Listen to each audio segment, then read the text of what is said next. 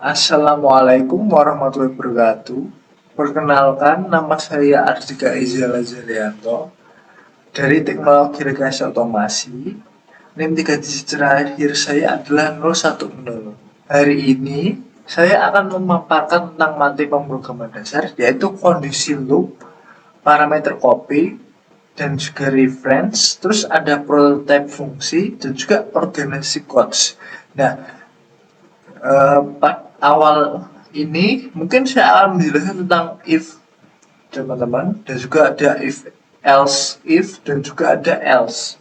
Nah, apa sih itu if, else if dan juga if? Nah, if sendiri yaitu adalah sebuah program yang digunakan untuk menjalankan perintah jika suatu kondisi benar. Nah, jika ada perintah benar, maka itu disebut dengan if.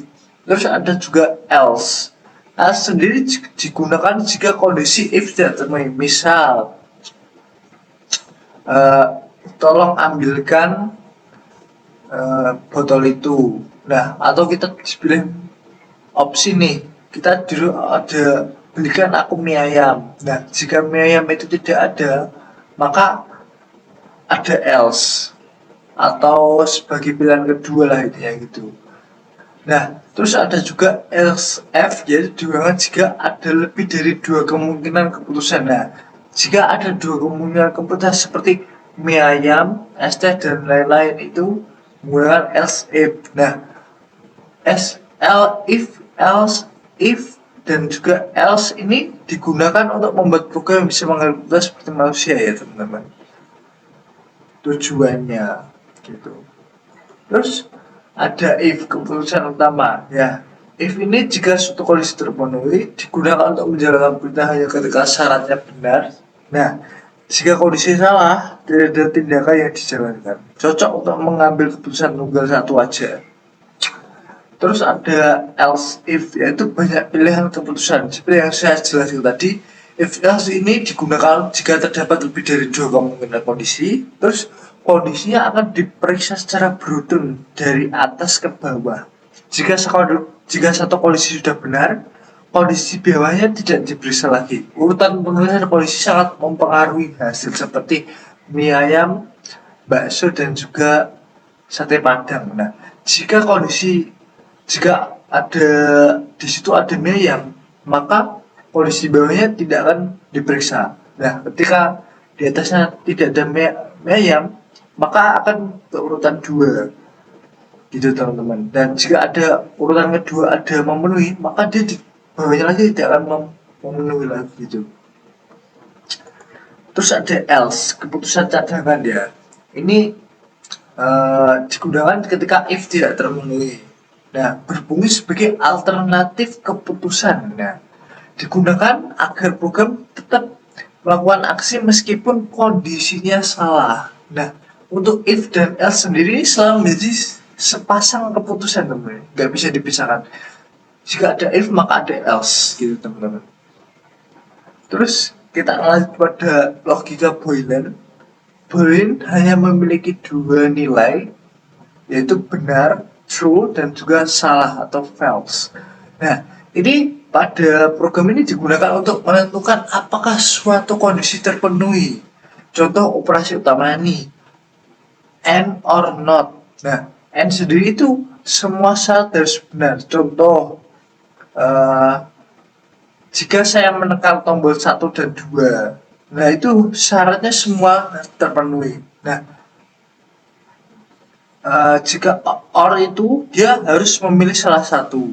Nah, cukup salah satu syarat benar, maka program akan jalan. Nah, kalau not itu membalik nilai kondisi itu. Misal, jika saat saya memilih satu, maka dia akan memilih dua. Not membalik nilai kondisinya. Selalu digunakan dalam if dan perulangan ini teman-teman. And or not ini. Terus ada perulangan loop. Nah, loop itu apa sih? Loop ini digunakan untuk mengulang perintah sama menulis ulang. Nah, kapan digunakan? Ketika pekerjaan dilakukan berkali-kali. Nah, kita nih sering mengetik program berkali-kali kan, itu nggak usah, kita pakai loop aja. Nah, contoh penggunaannya itu pada perhitungan, menampilkan data dan tabel dan lain-lain. Nah, Untuk lebih ringkasnya, pada loop ini ada menggunakan for. Digunakan ketika jumlah pengulangan sudah diketahui. Contoh, mengulang dari 1 sampai 10. Itu kan sudah diketahui kan. Terus ada juga while. Digunakan untuk perulangan berjalan selama kondisi masih benar. Nah, ketika kondisi masih benar, dia akan jalan terus. Tidak ada batas mengulangnya. Nah, jika kondisi salah sejak awal, perulangan tidak dijalankan. Nah, terus ada satu lagi nih, dual. Perulangan minimal dijalankan 1 kali. Nah, jika perulangan itu dijalankan 1 kali, maka dia akan terus ngeran terus gitu. Terus kondisi diberikan setelah perintah dijalankan. Terus ada index array. Nah, array sendiri adalah kumpulan banyak data yang sejenis dalam satu variabel. Nah, setiap data array ini memiliki nomor posisi indeks, teman-teman. Nah, indeks itu dimulai dari 0, bukan dari 1 ya, teman. Ingat. Nah, indeks ini digunakan untuk mengakses data tertentu dalam array. Terus posisi data menentukan urutan pemrosesannya. Nah, terus ada satu lagi nih, iterasi array. Yaitu iterasi adalah mengambil data array satu persatu secara berurutan, bisa menggunakan for dan while. Ya, iterasi ini selalu digabungkan dengan perulangan. Nah, digunakan untuk mengambil seluruh data, menghitung total, dan mencari nilai terbesar atau terkecil ya teman-teman, seperti rata-rata. Nah, untuk selanjutnya ini, konsep program rata-rata atau nilai. Nah, konsep programnya ini sendiri yaitu menghitung rata-rata data nilai disimpan dalam array, terus setiap nilai dijumlahkan melalui perulangan, total nilai dibagi jumlah data. Terus ada hasil pembagiannya adalah nilai rata-rata. Nah, ini melibatkan yaitu input, array, log, dan operasi matematika. Terus ada konsep program tabel perkaliannya, itu menentukan satu angka sebagai bilangan utama, mengalihkan bilangan tersebut dengan angka 1 sampai 10. Terus proses dilakukan secara berulang menggunakan loop. Nah, setiap hasil perkalian ditampilkan satu persatu gitu. Terus kita lanjut untuk di sini ada juga parameter dalam fungsi, yaitu parameter adalah data yang dikirim ke dalam fungsi. Terus parameter ini kapan digunakan sih? Nah, ini digunakan agar fungsi dapat memproses data dari luar gitu. Jadi kita program dari luar ini diproses melalui parameter gitu teman. Nah, cara pengiriman parameter ini ada 2 jenis, yaitu by copy dan juga by reference. Nah, parameter by copy sendiri ini data yang dikirim ke fungsi berupa salinan data asli. Terus di dalam fungsi ini tidak memenuhi data aslinya juga perubahannya. Terus ada data asli ini tetap meskipun data nilainya diubah. Jadi data aslinya ini tetap sama meskipun nilainya ini fungsinya diubah. Seperti kalian memfotokopi kertas gitu kan, maka dia akan keluar salinannya. Itu kan tetap sama walaupun kita mengubah fungsinya, nilai fungsinya gitu. Nah, ini cocok digunakan pada data yang hanya perlu dibaca dan data itu tetap tidak boleh berubah gitu teman-teman. Terus ada parameter by reference, yaitu data yang dikirim dari alamat dari data asli. Nah, perubahan di dalam fungsi langsung mengubah data asli. Terus seperti nulis langsung di kertas asli gitu, kita langsung nulis gitu dari alamat dari data asli gitu. Terus ini fungsinya bekerja langsung pada data sumber gitu. Jadi sumbernya tuh asli gitu, langsung dari sumbernya gitu kita tulis. Berbeda dengan fotokopi. Fotokopi kan kita harus nulis ulang terus kita fotokopi lagi gitu. Nah, ini tuh cocok digunakan jika tetap perlu diubah oleh fungsi. Terus ada menghemat memori karena tidak menyalin data itu. Nah, ini ada perbedaan by copy dan by reference. By copy sendiri itu mengirim salin data asli tidak berubah dan lebih aman. Terus by reference itu mengirim data asli itu bisa dirubah lebih cepat dan hemat memori. Terus kita ada fungsi juga, yaitu pengertian protagonis fungsi, yaitu fungsi adalah pemberitahuan awal tentang fungsi digunakan agar program tahu fungsi ada sebelum digunakan. Nah, ini tuh berisi nama fungsi, parameter, dan nilai kembalinya digunakan agar program mengetahui fungsi sebelum dipakai, teman-teman. Terus apa sih fungsi prototype dalam program? Nah, prototype dalam fungsi adalah membantu program mengenali fungsi lebih awal, membuka penulisan fungsi, terus di bagian bawah program dia ada file lain, teman-teman. Terus ada membuat program itu lebih rapi, terstruktur, dan mudah dikembangkan. Terus alasan kita lanjut juga alasan memisah HPP dan JPP. Kenapa sih kita harus memisah HPP dan JPP? Nah, pada program besar ini memang HPP dan JPP ini dalam satu file ini sangat sulit dikelola, ya teman. Nah, maka dari itu kita akan memisah file bertujuan untuk kerapian, kemudian pemeliharaan dan pengembangan tim. Namun ada beberapa studi kasus yang akan seperti kita menggunakan VSCODE. Nah, VSCODE ini sendiri kita harus memisah HPP dan JPP-nya, tidak bisa digabung. RP juga sama, tidak bisa tidak bisa digabung. Namun untuk studi kasus seperti yang saya akan jalankan pada programnya, itu saya memberi opsi ya, bahwa HPP dan JPP ini bisa digabung, tapi tidak menggunakan library HPP dan JPP gitu, teman-teman. Nah, untuk fungsi HPP sendiri yaitu berfungsi sebagai daftar layanan program, berisi deklarasi fungsi, prototipe fungsi, dan deklarasi kelas. Tidak berisi program utama. Nah, ini diingat-ingat, teman. HPP ini tidak berisi progres utama. Terus ada fungsi file CPP sendiri, yaitu isi dari fungsi, proses kerja program. Terus ada menjalankan logika yang telah deklarasi di HPP, teman-teman. Jadi yang deklarasi di HPP itu akan masuk ke fungsi file CPP, lalu akan dijalankan logikanya. Nah, di sini itu tempat eksekusi utama program ya gitu, teman-teman. Nah, berbeda dengan HPP yang tidak berisi utama program, di CPP ini malah fungsi utamanya gitu. Nah, terus pengertian compile.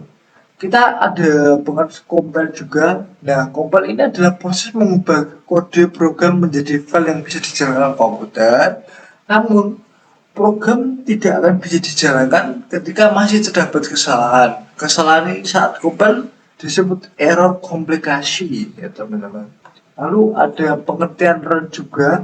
Run adalah proses menjalankan program yang sudah berhasil dikompil. Saat run, hasil program akan muncul di layar. Namun logika salah. Jika logika salah, program tetap bisa berjalan, tetapi hasil bisa keliru, teman-teman, waktu di run-nya gitu. Misal nih, kalian ada program lah, ada errornya gitu. Program pasti akan jalan, tetapi pada simulasinya itu akan terjadi error complication gitu, atau error run gitu. Terus di sini ada program modular juga. Nah, program modular ini dibagi menjadi bagian kecil. Setiap bagian memiliki tugas khusus untuk mempermudah pengembangan dan perbaikan. Nah, compile dan run ini melalui terminal. Program dapat menjalankan program tanpa aplikasi tambahan. Terus ada terminal digunakan untuk menjalankan perintah compile dan menjalankan hasil program. Terus ada cara ini sering digunakan untuk programmer proporsional dan lingkungan server seperti sistem berbasis Linux, ya teman-teman. Namun pada kita ini kasusnya studi ini kita masih belajar dan mungkin tidak akan compile dan ini melalui terminal, teman-teman. Terus ada program modul juga, yaitu program modul ada program yang dibagi menjadi beberapa bagian kecil. Setiap bagian punya tugas tertentu, setiap bagian dapat dikerjakan terpisah bagi tanpa mengganggu bagian lain. Nah, ini mungkin salah ya teman-teman. Begitu. Harusnya di sini. Terus ini alur kerja program modular tersebut yaitu program utama memanggil fungsi pendukung dan setiap fungsi mengenangani fungsi satu tugas khusus gitu. Semua bagian bekerja bersama sebagai satu sistem utuh gitu teman. Nah, kita akan lanjut pada latihan teman-teman. Nah, untuk latihan sendiri itu kita akan memprogram modular sederhana. Pengertian program modular yaitu program modular adalah program yang dibagi menjadi beberapa bagian kecil atau modul. Nah, setiap modul ini memiliki tugas yang spesifik seperti yang dijelaskan tadi, ada HPP dan JPP. Nah, modul ini saling terhubung melalui fungsi, yaitu program lebih rapi dan mudah dipahami dan mudah dikembangkan, mudah diperbaiki lah, itu tujuannya. Nah, alasan menggunakan program modular ini yaitu agar tidak menumpuk di satu file panjang. Dan juga pembacaan kesalahan ini mudah dilacak. Terus ada perubahan dapat dilakukan tanpa merusak bagian lainnya gitu teman-teman. Jadi ketika ada program satu yang salah, maka program lainnya tidak akan ikut salah gitu. Dan ini contoh untuk proyek besar, kerja tim dan pengembangan jangka panjang. Terus ada struktur program modular. Nah, pada struktur program modular ini biasanya dibagi menjadi file utama mengatur alur input dan output, terus ada file HPP seperti tadi berisi deklarasi prototype, dan ini tidak program utamanya gitu. Terus ada file CPP berisi proses kerja fungsinya. Setiap file memiliki peran yang berbeda dan jelas gitu. Terus ini ada alur kerja lagi. Lalu kerja program modular yaitu dijalankan dari file utama. File utama ini menerima input, memanggil fungsi dari modul lain. Terus ada file proses yaitu mengolah data dan menghasilkan data. Hasil dikembalikan ke file utama untuk ditampilkan pada hasil CPP.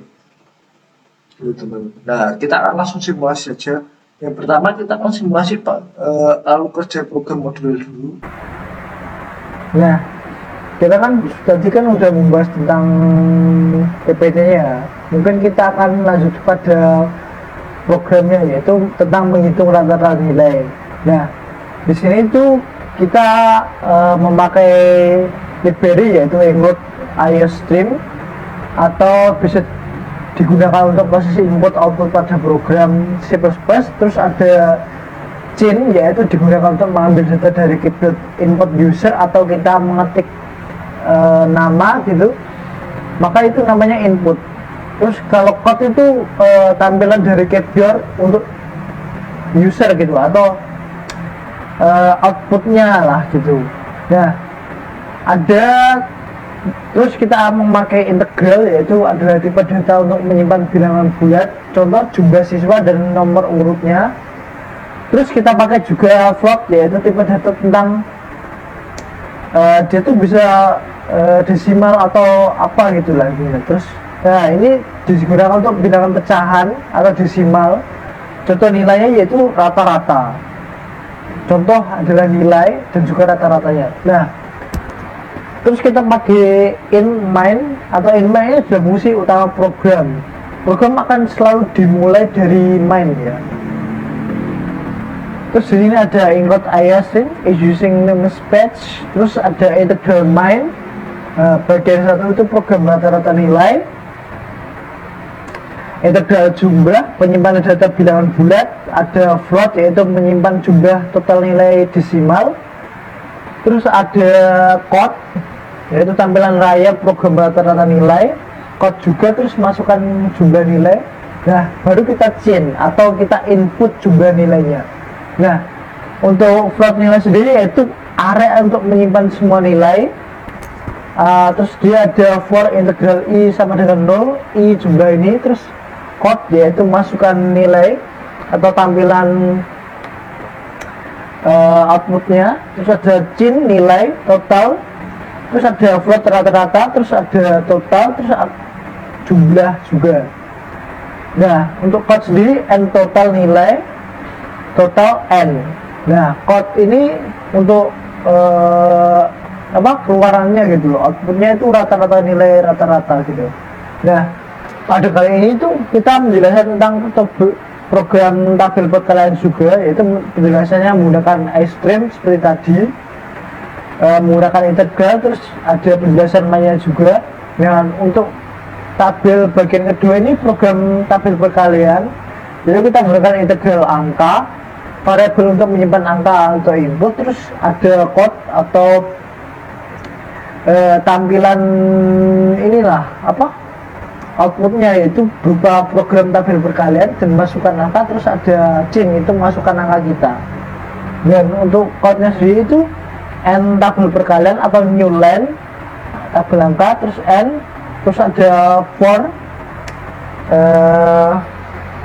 for ini digunakan untuk berulang-ulang gitu, sesuai dengan jumlah yang kita input gitu. Ya, ini code n terus return. Nah, langsung aja kita simulasi ya. Ini kan tadi udah saya run, kita ketik aja, masukkan jumlah nilai. Berapa sih nilai yang pengen kita jumlah gitu? Ini kan kesatu dulu program katalog nilai, terus kita disuruh input jumlah nilai yang akan dimasukkan. Kita 5 aja ya, masukkan nilai ke 1. Nah, ini baru dia masukkan nilai 1 seperti pada program kita, yaitu mana sih? Nah, ini nih chain, ini float, ini. Nah, ini